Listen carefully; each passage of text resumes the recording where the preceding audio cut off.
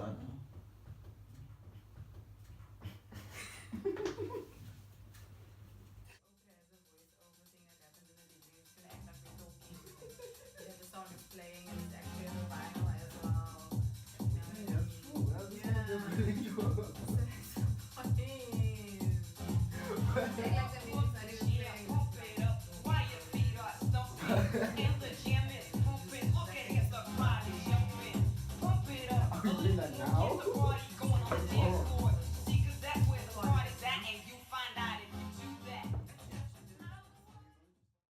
Yeah, we're back again. You know. Yeah, we're back again here by Voices of the South. We even have a title now. We've always had a title. Oh, do you even know that? Okay. I thought we were just. And he's fired, officially fired. Oh, okay. Sorry. Dude, you're actually looking at I know. I've always been looking at it, but I didn't think it's the title. This is episode what? 36, and he's finding out we're doing the voices. It's even in the titles as it comes out. True, yeah. It just once again shows you that you don't watch the. I watched the videos. It says episode 1 in the title or what we're discussing. But when it starts and it says Voices of the South. Yes, when it starts, it does say that. I And just then thought. your name didn't pop. Did you see your name? I just thought you're just giving them a heads up, but yeah, the voices are from South Africa, so you need to know. That's also part That's of kind of the point. The point of it. And then you have Africa just behind you. Yeah, nice. So I'd like to welcome Aviwe to Voices of the South. Thank you. Which he has been a part of. Okay, so today is Women's Day. It's the 9th of August, and we are discussing female rap. I'm so Viva. excited. Yes. So there's a. Where can we start? Let's start with the history.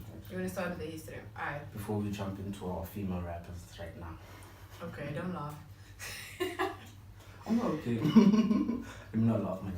Alright, so history of female rap.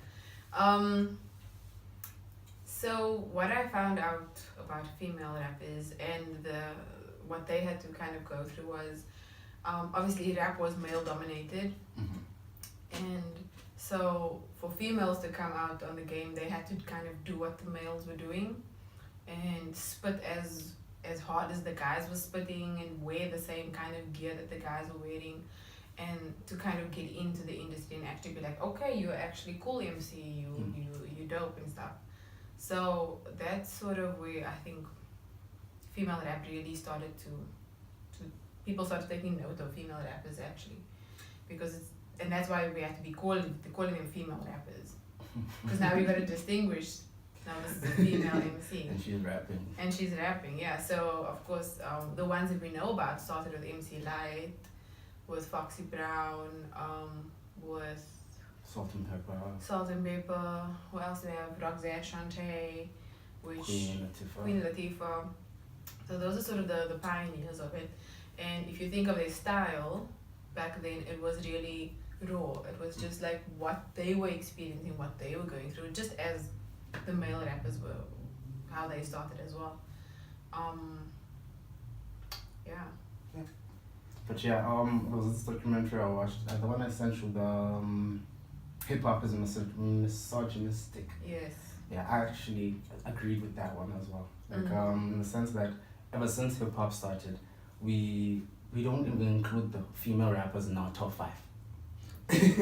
But can we, before we continue, can we just discuss this thing that there's things being sending, but I don't get, I didn't get a link of the misogynist.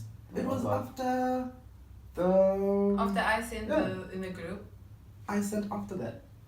The documentary that I sent, and then he sent one. Yeah, someone didn't do their research. You see, that's why I don't like this WhatsApp groups. It's not WhatsApp, it's Messenger on Facebook. Yeah. Oh, there's a messenger group on Facebook? Oh my word, so clearly we are finding things out today. Voices of the South. We have a group on Facebook. A small nanny group that we share things on so that we can talk about it on the vlog. Okay. But that's okay. It's okay. I also didn't watch it.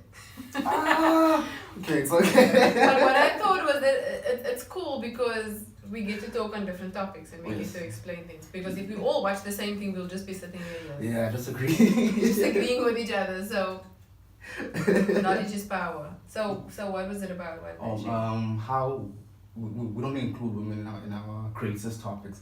Would say that we have top 5 female rappers, but not top 5 rappers. Yeah. Now, the one person they actually threw her name was Rhapsody. She's the only one people are like, yeah, she's a top 5 contender rapper.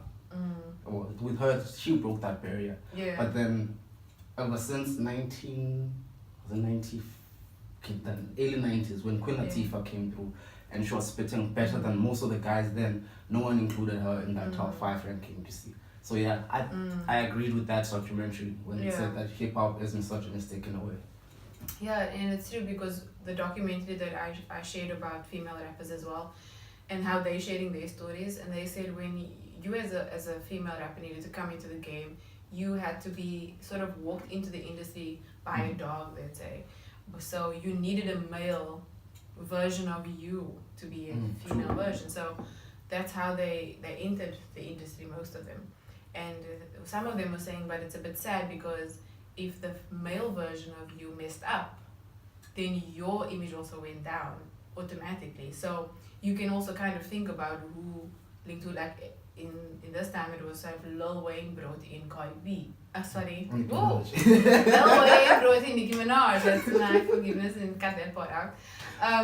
You see, so there's a male version of it. So we always link Nicki Minaj to Lil Wayne. We will always.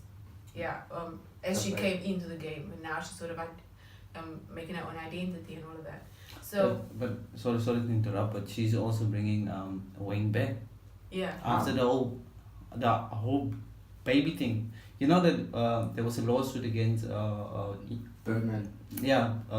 So he didn't rap for like 2 or 3 years because of money that's being owed to him. So last year, Nicki kind of reintroduced Wayne into the mainstream, and now you're laughing, but it's actually true. Nicki now have to kind of bring him in. Yeah. So yes, it was defined. They were defined by the male version of themselves, and some of them, like Lil Kim was saying, it was Eve. Eve was saying, yes, it is misogynistic. It could be seen as misogynistic, or it could be seen as a gentleman thing to do, but there was no other way to get into the game. You couldn't walk into the game and be like, I'm a female rap. They would laugh at you. You know, there's no way that you would have done it on your own. And that's kind of okay. So if you look at like how then MC Light kind of paved the way for others to come in independently again. And like Missy Elliott just brought her own package, her own style. She just messed up the game. She was necessary. You know, she was a necessary evil to and then she was really good rapper, but she also made you laugh. She said like really silly things, like they talk about her song I Can't Stand the Rain. It's like, who makes that Against My Window? It's like, what? So you just sat there one day and going, oh my word, this rain, I can't stand the rain. You're like, oh, that's a song. Yeah. You know, so her influence was really dope. And her music videos also, just